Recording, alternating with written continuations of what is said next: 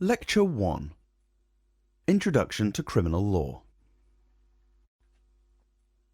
Criminal law protects society's interpretation of right and wrong, and deems these acts or crimes as unlawful which are created to protect the society as whole, individual interests, and certain property rights. Any crime is regarded as a public wrong, and the state is charged with the responsibility of protecting the moral foundation of the society.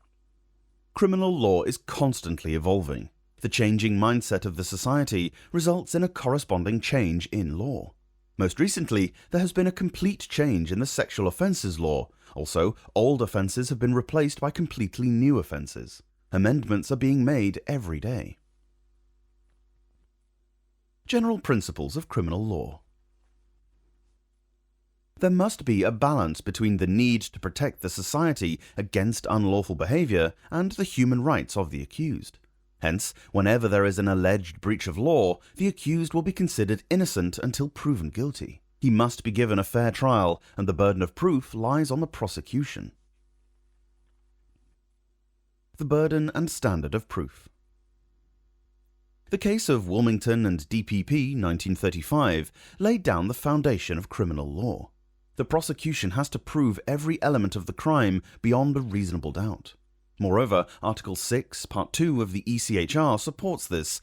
It provides that a person charged with a criminal offence shall be presumed innocent until proven guilty according to the law.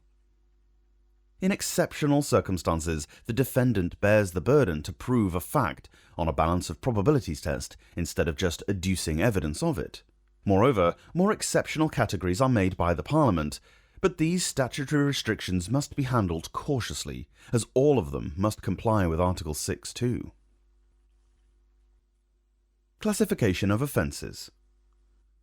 The tribunal that will hear the offence is decided by the classification of the offence. Some offences are more serious than the others.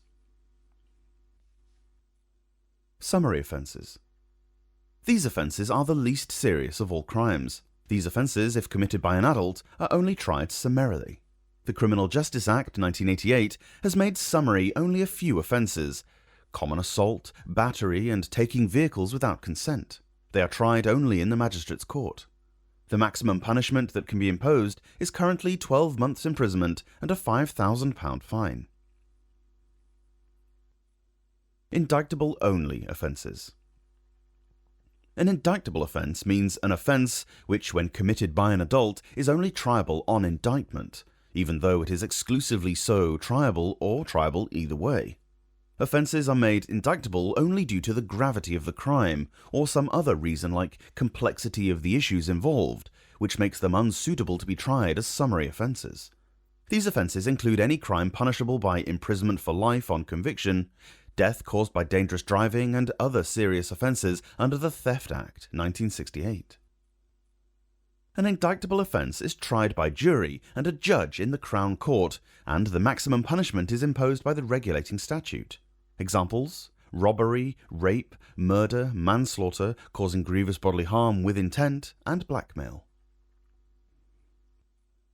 Either way offences. There are certain offences where the seriousness of the crime depends on the facts of the case. These are classified as either-way offences and can be either tried in the magistrate's court or in the Crown Court. This decision is initially made by the magistrates, in whose court the criminal case proceedings commence.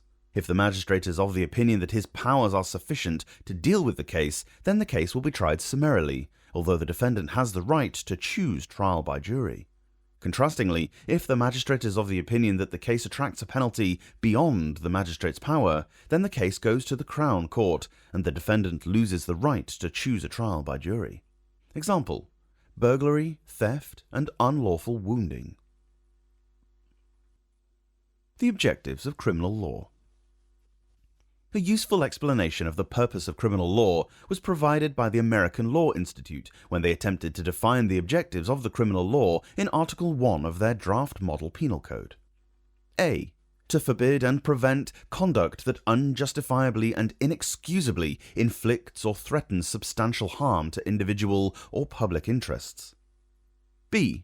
To subject to public control persons whose conduct indicates that they are disposed to commit crimes. C. To safeguard conduct that is without fault from condemnation as criminal. D. To give fair warning of the nature of the conduct declared to be an offence. E. To differentiate on reasonable grounds between serious and minor offences. The basic elements of a crime. Once the offence has been identified, we need to identify the requirements to establish the offence. The Latin maxim actus non facit reum, nisi mens sit rea clearly explains the basic elements of criminal liability. A person is not criminally liable for his conduct unless the required state of mind coincides with the prohibited actus reus. Actus reus. This phrase is usually used to describe the act of the accused which is prohibited by law. The concept may also cover omissions or state of affairs. This is an essential element of any offence. Offences may be categorized in several different ways. Conduct offences. Some offences only require certain acts to be committed by the accused to satisfy the actus reus. For instance, fraud by false misrepresentation simply requires the defendant to make a misleading or untrue representation. Even damaging consequences from this action are not important. Result offences. In such offences, the action of the defendant must result in a specific consequence to satisfy the actus reus element. For instance, in the case of murder, where the actions of the accused lead to the death of the victim, what needs to be proved is that the action caused the result. Surrounding circumstances. In certain offences, in addition to an action, and a specific result in some cases, surrounding circumstances also form a part of the actus reus. For instance, under the Theft Act 1968, appropriation of property under Section 1, Part 1 involves property belonging to another. What needs to be proved here is that the action of the defendant of allegedly appropriating property was done in circumstances that it belongs to another, someone other than the thief. Omissions. In certain situations, the actus reus can be fulfilled when the defendant has taken no action whatsoever. Criminal law, in certain situations, imposes criminal liability when there is a failure or omission to act. This will be discussed in the subsequent lectures. Mens rea. This is the second important element of criminal liability. Most offences require that the accused not only commit an act, but that action must be accompanied by a guilty mind. The term mens rea covers a variety of mind states that need to be proved in relation to the actus reus of the crime in question. In some offences, a particular actus reus may require more than one type of mens rea in order to establish that offence. Some offences use other words when defining mens rea. For instance, they can use the term maliciously. This denotes that the actus reus must be committed intentionally or recklessly. For example, Section 20 of the Offences Against the Person Act, 1861. General principle. Contrastingly, some offences do not require mens rea in every element of the offence. Cundy and Lecoq, 1884. Facts. The defendant was convicted for selling liquor to a drunken person that was against Section 13 of the Licensing Act, 1872. The defendant had no means of knowing that his customer was drunk. Moreover, the section did not have any requirements that referred to the defendant's knowledge, or that the defendant should ascertain that the customer was drunk or not. Ratio. The issue for the court was whether awareness of the customer's condition had to be taken into consideration according to the wording of the statute. Whether the answer was no, the element of mens rea should have not needed to be proven. Application.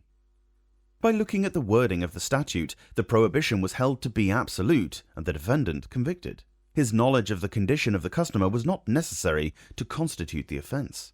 The court allowed the application of the so-called strict liability, even though the defendant alleged to have committed a bona fide mistake. The court took into consideration the absence of the required mens rea as a matter of mitigation of the penalties, but not as an element that allowed avoidance of liability. Coincidence of actus reus and mens rea. The prosecution needs to establish that the actus reus and mens rea occurred at the same time. This will be studied in more detail in Lecture 3.